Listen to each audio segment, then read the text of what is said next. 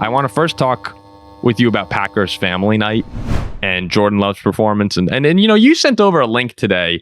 Jordan Love wrote an article for the Players Tribune. And it was really nice. I mean, a really nice article written by Jordan Love. We're not going to react to it because I think it's something you should just go and read on your own. But it's absolutely worth your time to go and read this. It gives a lot of insight into Jordan Love, how he got here, his relationship to football. Yeah. It's just great. Yeah, it was really nice. It's extremely hard to root against Jordan Love, especially when you read an article like that. And I know that we root against the Packers because we're Vikings fans, but Jordan Love just seems like a really good dude. So yeah, check out that article. Now to the game. now to Jordan Love just sucking in the family in the family. How about that interception he threw? This guy's garbage. No, so it was I'd say kind of a up and down performance for Jordan Love on the Packers Family Fest, where close to 60,000 people packed into Lambeau Field, and I mean that is a lot of people for a family night. But Love went 17 for 25 passing. He was picked off by Carrington Valentine in the 2-minute drill. The actual number one offense did not get into the end zone, but they did. I think they got down to the 2-yard line on a Jaden. Yeah, and some of that was they were put in weird situations, like you've got to play out of your end zone and stuff. Yeah, no. Again, as you said before, it's practice. You're trying different scenarios. You're not showing the full playbook because this was something that was live streamed by the Packers. You're keeping some secrets, and at the end of the day, you're trying to work on things. So Jordan, I just want to make it very clear because people were going online on social media, and there was a clip that had, I believe it was about 2.5 minutes of Jordan's. It might have been every throw he had from the night.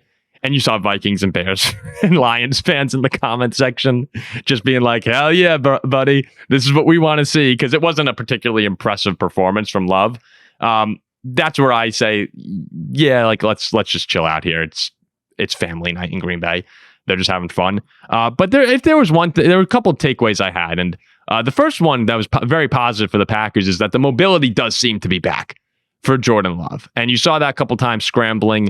And I really think that'll be a huge difference this upcoming season compared to I don't know how many times I'm going to say it, but compared to last year when he couldn't move, like that to me, it actually might be the biggest takeaways. All right, we have healthy Jordan Love back, and that's big for Green Bay. Yeah, I mean, and if you looked at how the offensive line played that game, he's certainly going to need it. We'll get a little bit more into the offensive line in a couple of minutes. But with respect to Jordan Love, it's easy to forget because you saw all of last season where he wasn't very mobile and he's not Lamar Jackson. But people underrate Jordan Love's ability to navigate the pocket. I think it's one of the things that helped him so much in that second half of the 2023 season, because it means that when the offensive line struggles or when you need to buy a little bit more time, you can move around and actually get yourself that time. On the other hand, if you can't move, that means any interior pressure is going to just result in the sack. It means anyone comes from you from the outside, you're probably going to get hit. So Jordan Love being able to move is going to buy some of these guys like Matthew Golden time to get open deeper downfield. Like if you're Jaden Reed, I think you have to be celebrating a healthy, mobile Jordan Love more than anyone else on this roster. Well, and he took a couple deep shots during the practice, and neither of them were completed. It looked like it did look like there was just something a little bit off on those throws. Like because there was a little separation, there was room to make a play, and Love was just off on those. But it still feels like just watching it, Ziggy. And now I'm going to just try and be completely unbiased here, just from watching these plays. I still creep into the back of my mind that thought of, man, when Love does get pressured, and you saw it a couple times, you didn't get sacked because they're not, you're not touching the quarterback at all in these practices. But there's still a few times where as the pocket's collapsing, you see him start to kind of bounce around and get antsy. And then he does one of those, he can get away with it because he's such arm strength, but he does that like off his back foot throw, which every Packer fan can envision in their mind right now. And a few of them came like really close to being intercepted, or really gave an opportunity for the secondary to make a play on the ball. And when we watched the Vikings play him last year, I love seeing those throws. But if I'm a Green Bay fan, I'm like, oh my gosh, that's one thing that I'm not a coach, so maybe I don't know. Maybe LaFleur, when he watches this, he's like, yeah, Jordan can make the play. But to me, as a fan, and someone correct me if I'm wrong here, I'm just like, man, that needs to be weeded out of his game this season. Am I wrong about that? I don't think you're wrong. I think that The big difference, and you mentioned this sort of at the beginning of what you said, between great Jordan Love and questionable Jordan Love is whether he's got the chemistry and connections with his receivers.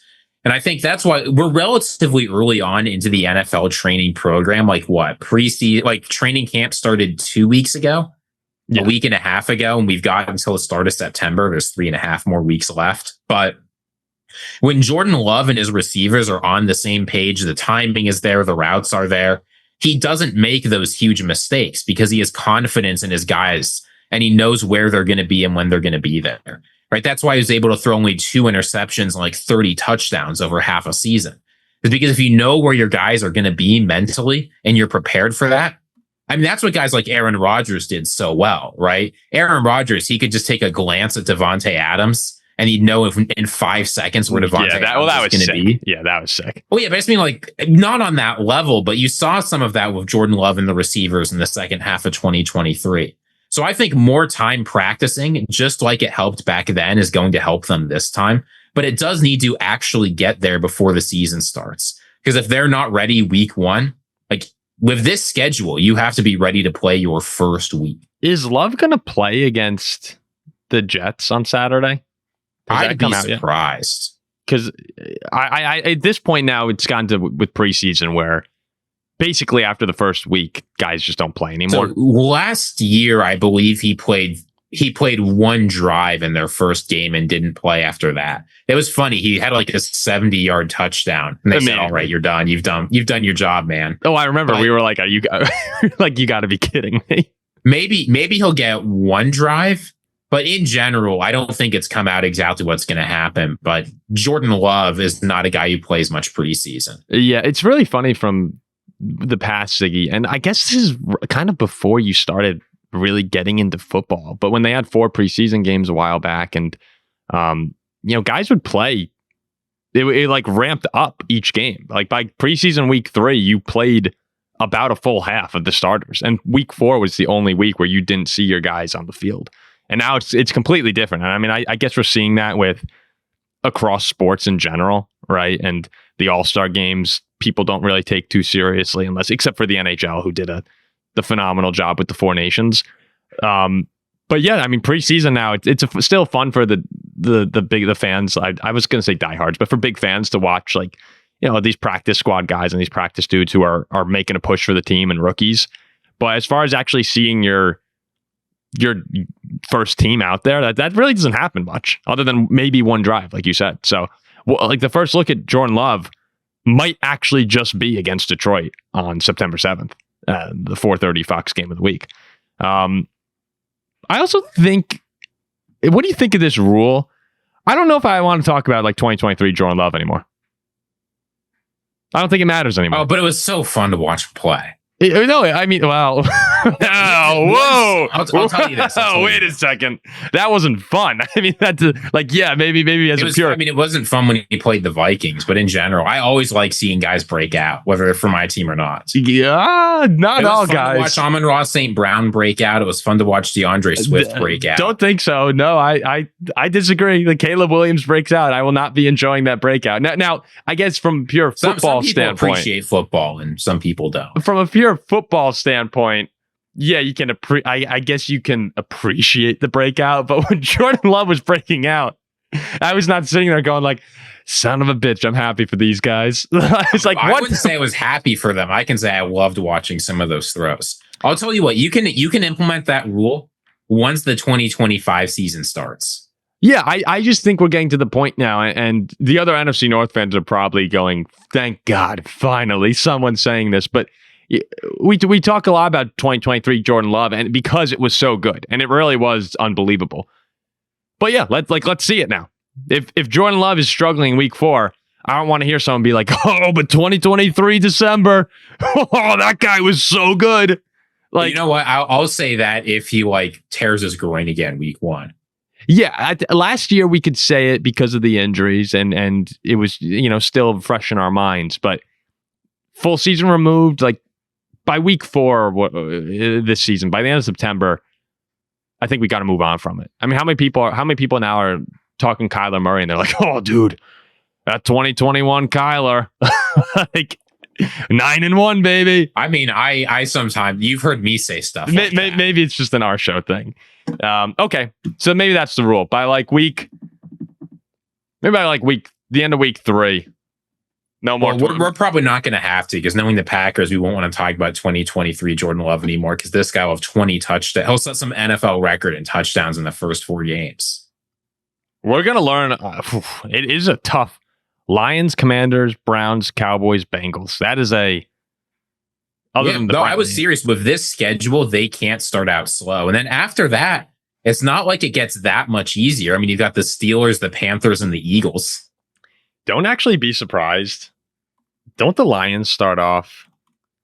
The Lions start off brutal, right? Packers, Bears. You can go back and check our schedule predictions for more information on this, but I would not be surprised at all if the Lions start out like 2-4. The Vikings like legitimately might have the lead in the division by like mid-October. If the Vikings are any decent with Chicago, Atlanta, Cincinnati, Pittsburgh, and Cleveland, like there's a world where the Vikings are 4-1, 3-2 with the division lead going into their bye. And then it ramps up fast. Yeah, and then knowing the Vikings, they'll find a way they'll let us down there. Like we'll get the lead of the division and then not win a single game for the rest of the season. Oh, well, then we come out of the bye with Philly. Thankfully at home. It feels like every game is in Philly, but with Philly at home, that'll be. Well, I mean, I think we could beat anyone at home. But coming out of that bye, it's the offseason, so we can wander a little bit. I mean, host Philly, at the Chargers, at the Lions, host the Ravens. That's miserable. Yeah, that's a pretty brutal stretch. I mean, JJ McCarthy could easily go 0-4 over that stretch. Yeah. Oh, easily. Yeah, 100%. I mean, Ziggy, we can lose 4 games to anybody, but we'll see. We'll see what happens. I've got one more takeaway from the Packers. Okay. Family night. Yeah. You had better hope that your tackles do not get injured. Zach Tom is absolutely worth that contract. I don't know how much you saw from Telfort, like Kadeem Telfort, their backup right tackle. I'm not going to lie to you, Ziggy. I wasn't that locked in. I mean, I saw a decent amount, but I'm not. Kadeem Telfort, like guys were pushing him to the ground with one hand. I'm not sure he won a single rep. That's not good. Jordan Morgan, he had ups and downs, but he didn't look particularly great. Like you need Zach Tom and Shaheed, like you need those guys in there.